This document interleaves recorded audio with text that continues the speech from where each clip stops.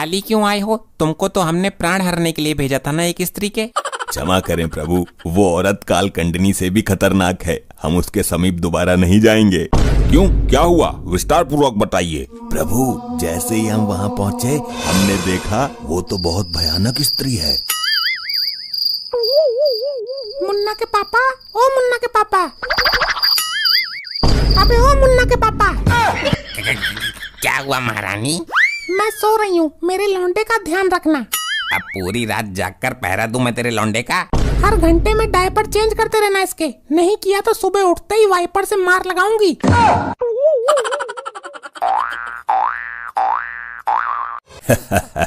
क्या जमाना आ गया, इस छोटी सी औरत को लेने के लिए 2 यमदूतों को आना पड़ा है। इसके लिए एक ही बहुत था। ये देखने में ही छोटी है, अंदर से बहुत खतरनाक है। ये निकालते हैं इसके प्राण, किंतु इसका आदमी हमें देख ना पाए और ना सुन पाए। बैठा बैठा सो रहा है नरमुंड, ये दोनों अंदर कैसे आए? कौन दोनों? यहाँ तो कोई नहीं है।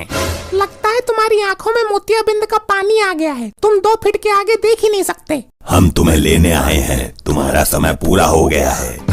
अबे ये कौन है इतनी डरावनी आवाज वाले? कहाँ हैं? तुमको इतने भयानक आदमी नजर नहीं आ रहे? यार ये इसका आदमी तो बहुत डरता है इससे। ये है तो छोटी सी, लेकिन मोटर बड़ी वाली लगी हुई है इसमें। आखिर ये दोनों है कौन? मुझे तो इनसे बहुत डर लग रहा है, लेकिन दिमाग तो मेरे में बहुत है, दिमाग का इस्तेमाल करती हूँ। अब तुम मृत्यु को प्राप्त करने जा रही हो, इसलिए संसार से मोह माया त्याग दो। मैं नू कह रही थी जी कि चाय पियोगे? चाय? फालतू मत बनाना, क्योंकि यहाँ फालतू पीने वाला नहीं है कोई। मैं तुमसे नहीं पूछ रही हूँ। तो मेरे अलावा यहाँ है ही कौन? मारती रहती है, कान की ऐसी तैसी कर दी इसने। यार इसके तो हाथ बहुत चलते हैं, अपने पति की दुर्दशा कर दी इसने तो। जिसने अपने पति का ये हाल कर दिया वो हमारा क्या हाल करेगी? मुझे तो डर लग रहा है। डरते क्यों हो? यमदूत हैं हम, प्राण हरने वाले यमदूत। ये बताओ, मेरे लौंडे का डायपर चेंज किया तुमने? वो मैं करने ही वाला था। अबे क्या है ये? औरत है कि बवाल है?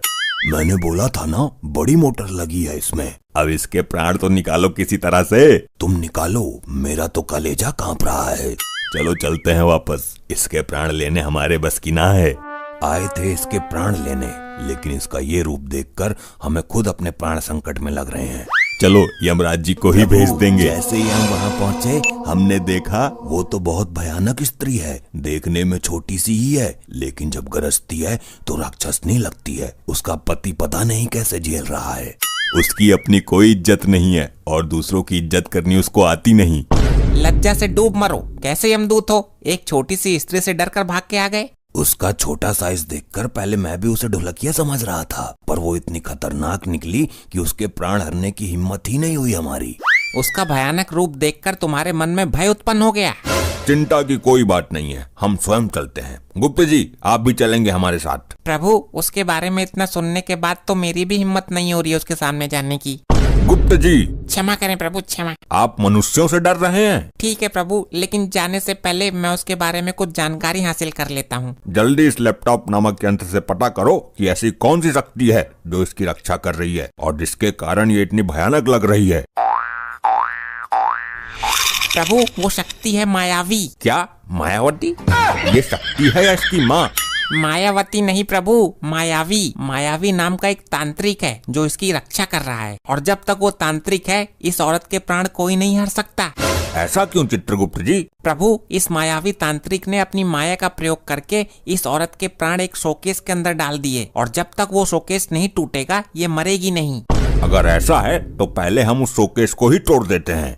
कैसी कलयुगी औरत है आजकल की, प्राण भी शोकेस के अंदर सजा के रखने की चीज होती है क्या? इस शातिर औरत ने बहुत दिमाग से काम लिया है गुप्त जी, क्योंकि कोई ये अंदाजा भी नहीं लगा सकता कि प्राण ऐसी जगह भी हो सकते हैं। तो प्रस्थान करते हैं प्रभु भूलोक के लिए, पहले उस मायावी तांत्रिक से मिलते हैं।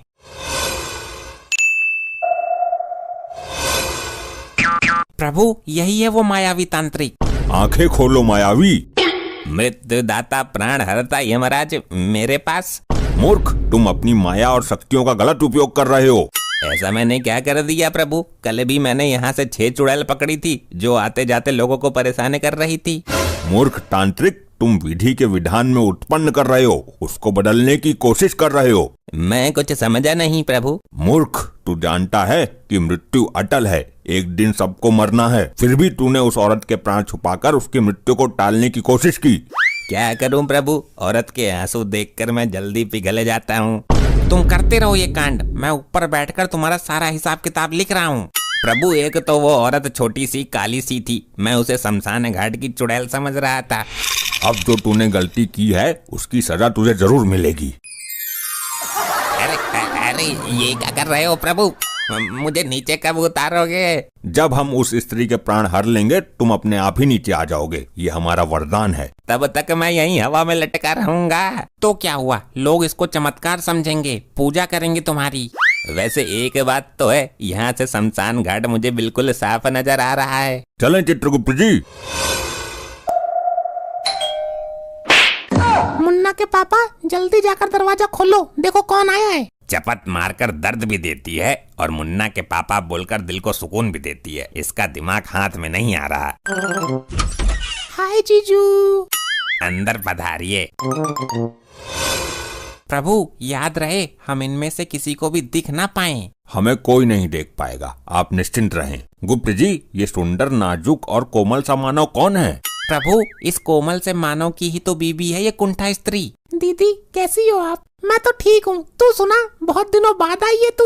बहुत दिनों बाद? अरे अभी 2 दिन पहले ही तो गई थी। जब से तेरी सास नरक लोक पधारी है तब से ये तो आते ही रहती है। फालतू बोलने की जरूरत नहीं है, तुम अच्छी तरह से जानते हो मेरे और मेरी बहन में ज्यादा दिमाग नहीं है। हाँ, ये तो जानता हूँ। देख रहे हैं प्रभु, कितना अत्याचार सह रहा है ये नाजुक सा कोमल सा मानव। अच्छा, ये तुम्हारी बहन भी तो तुमसे छोटी है। छोटी है तो क्या हुआ, लेकिन काम तो बड़े बड़े उखाड़ती है। ये मेरी हेमा मालिनी है। बड़े बड़े काम मतलब? मैं समझा नहीं। किसी को भी अपने जाल में फांस कर बड़ी आसानी से उसकी जेब से पैसा निकलवा लेती है। वो कैसे? मैं कुछ समझा नहीं। इसका एक सच्चा आशिक है, जब उसे पैसे की जरूरत पड़ती है तो इसको मोहरा बनाता है। अच्छा, फिर क्या, ये नए नए लड़के फंसाती है और उनसे पैसा ऐंठ कर अपने आशिक को दे देती है। इसने तो रिश्तेदारों के रिश्तेदारों को भी नहीं छोड़ा। ये तो बहुत अच्छी टेक्निक है पैसे लूटने की। इसके साइज पर मत जाना, ना जाने कितने लड़कों के पैसे लेकर अपने आशिक को दे चुकी है और फिर बाद में नंबर ब्लॉक कर देती है उसका और अपना नंबर भी चेंज कर लेती है। देख रहे हैं प्रभु, कितने नीच और मतलबी लोग हैं। ऐसे लोग अपने आप को बहुत होशियार, इज्जतदार समझते हैं, लेकिन उनकी 2 कौड़ी की भी इज्जत नहीं होती है। अब मेरे बारे में तो मेरी दीदी ने तुम्हें बता ही दिया। मेरी दीदी भी पहले ऐसा ही करती थी, मैंने इनसे ही सीखा है। बहुत अच्छे संस्कार हैं और दिमाग भी बहुत अच्छा पाया है। जीजू कहीं घूमने चले? लेकिन घूमने जाएंगे कैसे? घूमने कैसे जाएंगे मतलब, हमने तुम्हें एक डिब्बा दिया तो है। डिब्बा? कौन सा डिब्बा? सिरके का? अरे बेवकूफ, मेरे घर वालों ने तुम्हें दहेज में एक छोटी सी 3rd क्वालिटी की कार दी है, उसी को डिब्बा बोल रही है। प्रभु, अब समय व्यर्थ मत कीजिए, इस कुंठा स्त्री के प्राण लीजिए। यहाँ पर शोकेश कहाँ पर है? पहले मैं शोकेश तोड़ूंगा, उसके बाद इसके प्राण खुद ही निकल जाएंगे। प्रभु देखिए, वो रहा शोकेस, कितना सुंदर है देखने में। बहुत सुंदर है। लो, गया ये शोकेश भी। इस शोकेश की वजह से इतना उछलती है। मर गई। ये क्या हो रहा है मुझे? दीदी क्या हुआ आपको?